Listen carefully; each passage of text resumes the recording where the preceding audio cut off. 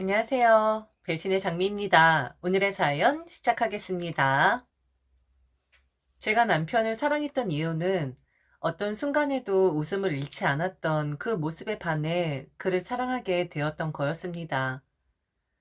집안 사정 별로 좋지 않아 대학 때에도 아르바이트를 하며 생활했던 남편은 지출만도 한데 항상 웃는 얼굴이었어요. 그리고 언젠간 돈을 많이 벌어 고생하며 사는 자신의 어머니와 여동생을 호강시켜주고 싶다라고 입버릇처럼 말을 했었죠. 물론 그 안에는 저란 사람도 끼어 있었고요. 가진 것 없고 지방대를 다니는 우리였지만 꿈만큼은 원대했었고 포부 또한 대단했었습니다. 그리고 실제로 남편은 그걸 이룬 사람이기도 했고요. 당시 저희 대학에서 그 대기업을 들어가는 것은 로또 맞는 거나 다름없다 여길 정도로 어려운 곳이긴 했어요. 그런데 그걸 남편이 뚫고 들어간 겁니다. 취업하자마자 1년 뒤 남편은 제게 바로 프로포즈를 했고, 그리고 저희는 결혼을 하게 됩니다. 결혼을 하자마자 어여쁜 딸이 저희를 바로 찾아왔고요. 아무 문제 없었고 그냥 이대로만 가기를 진심으로 바랐었어요. 그런데 그 회사에서 능력을 인정받았던 남편은 내가 회사에서 직원으로 있는 것이 아니라 회사의 대표가 되기를 바라더군요. 그때가 딸 아이가 4살 정도쯤 되었을 때였습니다. 회사 생활하면서 만났던 사람들, 그리고 남편의 자질을 높게 평가한 투자자들이 나타났고 남편은 그 이후 회사의 대표가 되게 됩니다. 거기에서 딱 끝났으면 제가 글을 쓰지도 않았겠죠. 이후 남편은 자신의 영역을 다시 한번 넓히게 되는데 한국에서뿐만 아니라 해외로 나가 공장을 세우겠다라는 겁니다. 딸아이가 초등학교에 들어갔고 이제 자리도 확실하게 잡혔는데 제게 해외 생활을 해보는 것이 어떠하겠느냐 하더군요. 혹시나 그 나라를 비하할 것 같아 어느 나라인지는 밝히진 않겠습니다.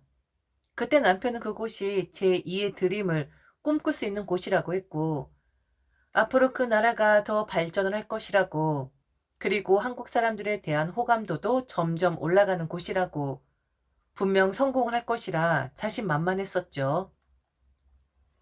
그곳으로 가자. 우리 딸이 어리긴 하지만 국제학교도 있고, 국제학교에 다니면 기본적으로 영어는 다 하게 되잖아. 물론 나라가 좀 더워서 고생을 할 수도 있는데 앞으론 그곳이야. 한국은 내 꿈을 펼치기엔 너무 비좁아. 협소하다고. 다 정리하고 우리 그쪽으로 가자. 그래도 나는 좀 그런데 이제 막 초등학교 들어갔는데 전학을 가는 것도 아니고 아예 환경이 바뀌는 거잖아? 애가 얼마나 혼란스럽겠어. 여보, 우리 그냥 이 정도로만 만족하면 안 될까? 지금 당신 회사 잘 되고 안정화되었잖아. 지금 우리 잘 살고 있잖아. 다 정리하고 외국까지 가서 꼭 공장을 세워야 해? 아, 여보, 나 못 믿어? 난 할 수 있다니까. 그리고 안정? 나한텐 안정 같은 거 없어. 내가 돌봐야 할 사람이 얼마나 많은데? 내가 대학 다닐 때 그랬었지. 나는 엄마도 동생도 다 호강시켜 줄 거라고. 지금 엄마 주는 용돈 나는 그거 적다고 생각해. 그리고 내가 돈을 많이 벌어야지만 동생 결혼할 때도 흠 잡히지 않는 거야. 아버지 없는 여자라고 혹시 남자 쪽에서 뭘 하면 어떡해? 내가 그들이 상상하는 것보다 더 잘 살아야지만 내 동생한테 흠을 잡지 않지. 나는 갈 거야. 나는 가서 꼭 다시 성공을 할 거야. 당신 나 알잖아. 한다면 하는 인간이라는 거. 남편은 결국 그곳으로 들어가게 됩니다. 저와 딸 아이는 한국에 남게 되고요. 그리고 그게 문제가 되고 맙니다. 그 나라로 간 남편은 처음엔 한국에 있을 가족들을 생각해서 열심히 하는 듯 했어요. 떨어져 있었지만 매일 전화를 했고, 저 또한 시차를 맞춰서 남편을 전화상으로라도 챙겨주기도 했었고요. 그게 1년, 2년, 3년, 4년, 5년. 그리고 올해가 되었을 때 문제가 터지고 말죠. 물론 이렇게 시간이 많이 흐르는 동안 우리 부부에게 문제가 있긴 했었습니다. 하지만 한국에 나와도 잠시 집에 있을 뿐 사람들 만나러 돌아다니느라 이야기 좀 하자 하는 저를 항상 뿌리쳤고 아마 저는 그 시간 동안 포기를 하고 살았던 것 같아요. 다른 나라로 나가서 저 사람이 변했구나. 이혼을 해야겠다 생각도 수십 번 했었지만 사실 마음은 그랬습니다. 다달이 얼마 안 되지만 생활비 보내주고 너는 너대로 살고 나는 나대로 살고 우리 부부가 어쩌다 일이 된 건지 모르겠지만 그냥 나는 포기를 하며 살겠다 라는 마음으로 살았던 것 같아요. 싸우는 것도 지겨웠고 따지고 드는 것도 힘들었었거든요. 그러다가 저는 남편의 친구에게 전화 한 통을 받게 됩니다. 우선 남편의 사업은 거의 망하기 직전이라는 것, 그동안 생활비를 보낼 수 있었던 것은 바로 자신이 남편에게 돈을 융통해 주었기 때문이라는 겁니다. 그 돈을 갚으라는 말이 아니라 남편을 정리하는 것이 어떠하겠느냐고 친구가, 그것도 남편의 가장 친한 친구가 제게 말을 하는 겁니다. 걔 지금 거기에 여자가 있어요. 저도 얼마 전에 알았습니다. 이건 재수 씨한테 꼭 말을 해야 할 것 같아서요. 그리고 재수 씨, 이건 확실하게 말을 해줘요. 그놈 재수 씨한테 생활비라고 얼마 보냈나요? 제게는 다달이 재수 씨 생활비 500씩 준다 말을 했었거든요. 이제 보니 그것도 다 거짓말인 듯 해서요. 친구의 말을 듣는데 머리가 핑 돌더라고요. 그럼 이 친구에 대해서 궁금해 하실 거예요. 아무리 그래도 그 오랜 시간 동안 친한 친구라고 해도 돈을 빌려줄 수가 있는지, 왜 이렇게까지 하는지, 남편의 그 친구는 현재 일본에 있습니다. 그곳에서 아주 성공한 사업가가 되었는데, 일본으로 가기 전 한국에서도 여러 사업을 했었었다고 해요. 그런데 손 대는 것마다 족족 망해서 결국엔 정말로 길거리에 나앉아야 하는 상황이 되었었는데, 그때 남편이 이 친구에게 돈을 줬다라는 겁니다. 그 돈이 당시에 1,000만 원이었는데 당시 자신에게 수백억의 가치가 있었다고 해요.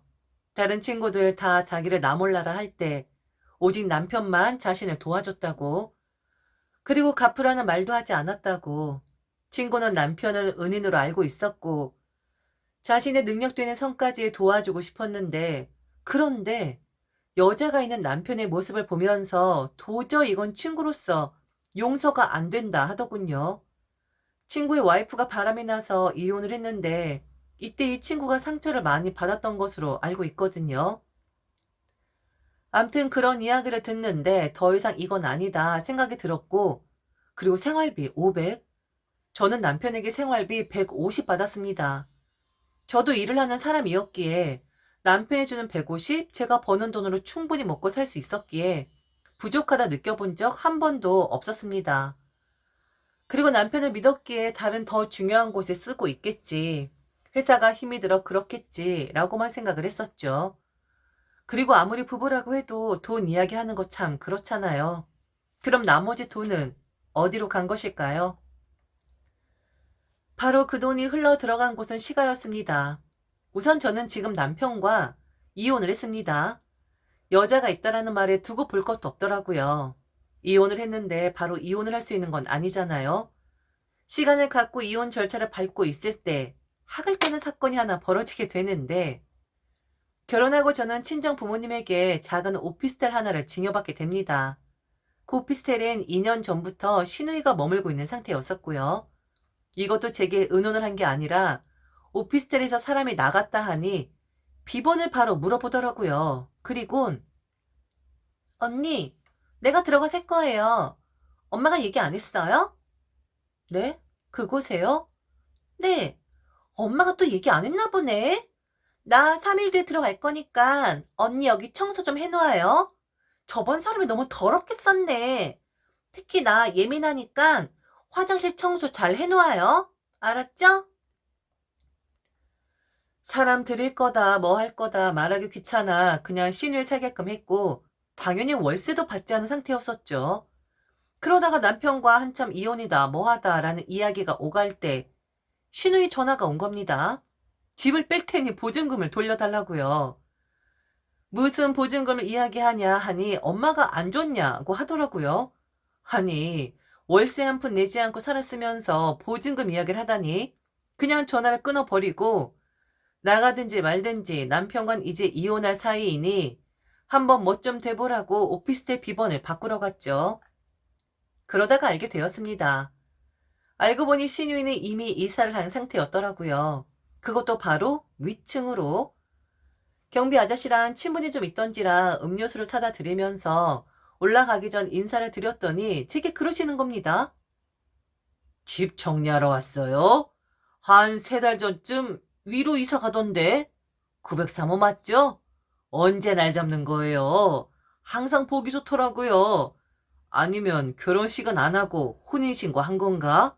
아이고, 참 보기 좋더라고요. 무슨 소리인가 싶었죠. 신우이는 위층으로 이미 이사를 간 상태였고, 그리고 한 남자와 동거하고 있던 중이었습니다. 그런데 이상했죠. 제가 아는 신우의 남자친구는 그 오피스텔에 사는 사람이 아니었거든요. 오래전부터 만나온 사람이 있는데 게다가 인사도 다 드린 사이인데 그 사람이 이쪽으로 이사를 온 건가? 그래서 저는 경비분께 그 사람의 인상착의를 물었고 제가 아는 신우의 남자친구를 떠올렸죠. 다른 남자더라고요. 신우이의 남자친구는 키가 좀 작은 편입니다. 제 키가 170인데 저보다도 작으니 아마 160대 정도 될 것 같아요. 그런데 신우이와 동거를 하는 그 남자, 그러니까 팔짱을 끼고 항상 드나드는 그 남자의 키는 180이 넘어 보인다는 겁니다. 아, 자기 오빠도 바람을 피우고 여자를 만드는데 이것도 남자를 만드는구나. 이건 집안 내력인가 싶더군요. 그래도 내일 아니니 모른 체 하고 싶었습니다. 가뜩이나 시끄러운데 더 시끄럽게 문제 만들고 싶지 않았거든요. 이미 남편과 이혼 소송하면서 시끄러움에 휩싸였던 저는 어차피 남들 사람이니 마음대로 해라 라는 마음이었어요. 그러다가 아, 정말 기가 막힌 일이 하나 생기게 됩니다. 남편은 저희 부부 이혼 소송을 그 누구에게도 말하지 않은 상태였었어요. 그러니 시어머니가 저를 찾아오신 거겠죠. 그것도 신우이가 인사드렸던 그 남자친구의 어머니와 함께. 신우이 결혼 날짜를 잡으려고 하는데 그 전에 사돈께 집을 먼저 보여드리고 싶다라는 겁니다. 지금 신우이가 연락이 안 되는데 아마도 여행을 간 것 같다고. 비번을 몰라도 저는 그 집 주인이니 문을 억지로 따고 들어가도 뭐라 말하지 않을 것 아니냐고. 그러니 저보고 앞장을 서라 하더군요. 시어머니가 설명을 하고 있는데 신우이의 남자친구 어머니, 즉 신우이의 미래의 시어머니가 되겠죠. 그분이 제게 그러시더라고요. 며느님, 미안해요. 내가 원래 성격이 좀 급해요. 오늘 중으로 보고 이것저것 고칠 곳이 있는지 아니면 오피스텔이라고 하니까 협소하면 애들 집을 사줘야 할지 그걸 결정하고 싶어 그래요. 그러니 집주인 좀 함께 가줘야겠어요. 사부인, 다시 한번 잘 말씀하시고 내려오세요. 며느님 준비하는 동안 저는 밑에 내려가 있겠습니다. 제가 당황해하는 낌새를 느끼신 그분은 먼저 내려가셨고 그분이 엘리베이터를 타자마자 시어머니 제게 그러시더군요. 그 집이 좁잖아. 거기서 어떻게 신혼살림을 하겠니? 얼른 가서 보여줘야지. 보고 싶다고 하는데 당장 가서 보여줘야지. 그런데 이놈의 치집애는 왜 전화를 안 받는 거야? 암튼 거기 보여주면 집이 좁으니까 네 시누이 집 사줄 것 같다. 얼른 앞장서라. 으흐흐. 얼른 가자고. 가면서 저는 많은 생각을 했어요. 어떻게 해야 할지, 실제로 제 오피스텔을 보여줘야 할지, 아니면. 그런데 시어머니는 정말 아무것도 모르시는 것 같더군요. 아들 일도 그리고 딸 일도 다 도착을 해서 저는 결심을 했습니다. 함께 엘리베이터를 탔고 시어머니는 계속 그 남자친구의 어머니와 말씀을 하시느라 신경을 못 쓰시는 듯 했어요. 저는 구충을 눌렀습니다. 그리고 올라갔죠. 그리고 903호의 초인종을 눌렀습니다.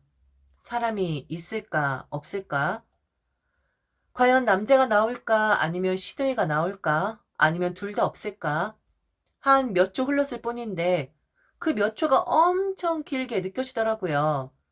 그리고 가슴이 너무 쿵쾅거려서 터질 것만 같았고요. 이윽고 나온 사람은 바로 신우이였습니다. 그때 신우이의 얼굴은 사람이 너무 놀라면 파래진다고 하죠. 입술이 확 파래지더라고요. 그리고 신우이의 뒤에서 누구야? 라고 말하는 한 남자. 걸친 거라고는 팬들밖에 없는 남자. 다들 못 볼 것이라도 본 듯 여튼 상황은 그랬고 저는 시어머니에게 그랬습니다. 여기가 신우이가 사는 곳이에요. 제 집에선 방 뺐거든요.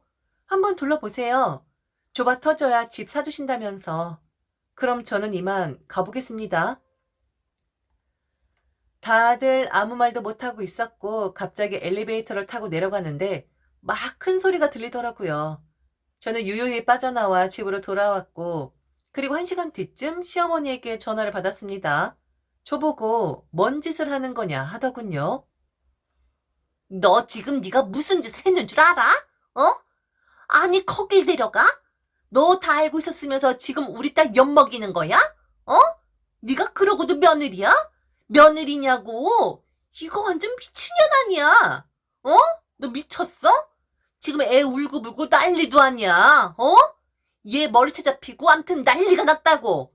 말이나 들어보자. 어떻게 이러니? 어? 네 시누일인데 어떻게 이래? 아들 일도 모르고 딸 일도 모르고 이제 더 이상 그 여자 제 시누이 아니에요. 그냥 바람피다 들킨 한 여자가 있었대. 라고 가십거리로 듣게 되는 남인 사람이라고요. 뭐라고? 이 미친년이 지금 뭐라 씨부리는 거야? 야, 너 죽고 싶어? 어? 죽고 싶냐고? 벌 죽이기까지 해요. 바람 피운 사람이 잘못된 거지. 지 보여달라 해서 보여준 사람이 잘못된 거예요? 저기요, 나 당신 아들하고 지금 이혼 소송 중이야. 아들도 바람 피워서 여자 만들더니 남자친구 있는 애가 딴 남자랑 동거나 하고 아줌마 아들 딸 교육 잘 시켰네. 아주 잘 시켰어. 재미난 구경이었어요. 당신들하고 마지막을 이렇게 장식하네. 역시 웃기는 집안이야. 안 그래요, 아줌마? 이혼했고 남편이란 놈은 그 친한 친구가 소송을 걸어 지금 곤란한 상황이라고 합니다. 돈 내어주던 친구였는데 바람, 여자, 문제라고 하니 봐주지 않더라고요. 그리고 신우이는 당연히 그 남자와 헤어졌고요. 저는 지금 딸아이 키우면서 잘 살고 있고요. 좀 일찍 헤어졌으면 여자 문제를 알기 전에 부부 문제가 있었을 때 헤어질 걸 하고 가끔 후회를 하긴 합니다. 그런데 뭐 지금 와서 후회하면 뭐 하겠어요? 그래도 재미난 상황 보여준 사람들인데 바람 좀 피지 맙시다. 그리고 결혼을 했으면 좀 의리 좀 지킵시다. 그리고 남자친구 있는 여자들, 여자친구 있는 남자들 좀 헤어지고 다른 사람을 만나든지 해라. 아니면 진짜 웃기는 꼴 볼 수도 있게 된다고. 지금까지 들어주셔서 진심으로 감사합니다. 이상 배신의 장미였습니다.